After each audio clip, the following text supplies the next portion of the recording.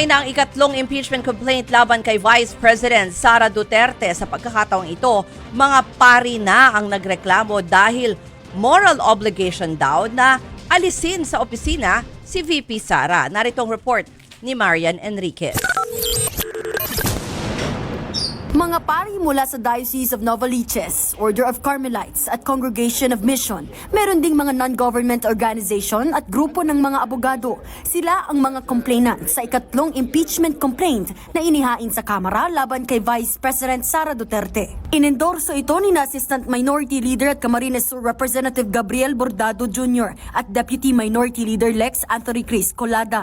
Tulad ng dalawang naunang impeachment complaints, culpable violation of the Constitution at betrayal of public trust ang mga pangunahing grounds for impeachment na binigyang diin sa bagong reklamo dahil yan sa umunoy plunder at malversation mula sa maanumalyang paggasta ng confidential funds ng Office of the Vice President at DepEd. Iginiit din nilang nagkaroon umano ng panunuhol sa mga opisyal ng DepEd.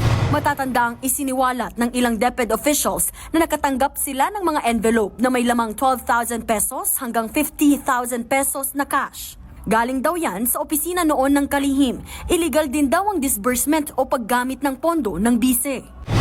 The legal and constitutional obligation of the members of the House of Representatives to impeach and for the Senate to remove from office the sitting Vice President of the Republic of the Philippines. It has now become their moral obligation to do so. We believe VP Sara committed something illegal and something immoral against the Filipino people.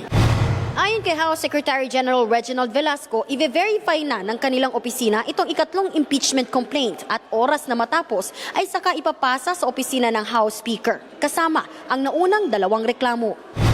Sa January 13 pa magbabalik sesyon ang Kongreso. Oras na matanggap ni House Speaker Martin Romualdez ang mga impeachment complaint, meron silang 10 session days para isama ito sa order of business at saka ire-refer sa Justice Committee. Nagbabalita mula sa Frontline, Marian Enriquez, News 5.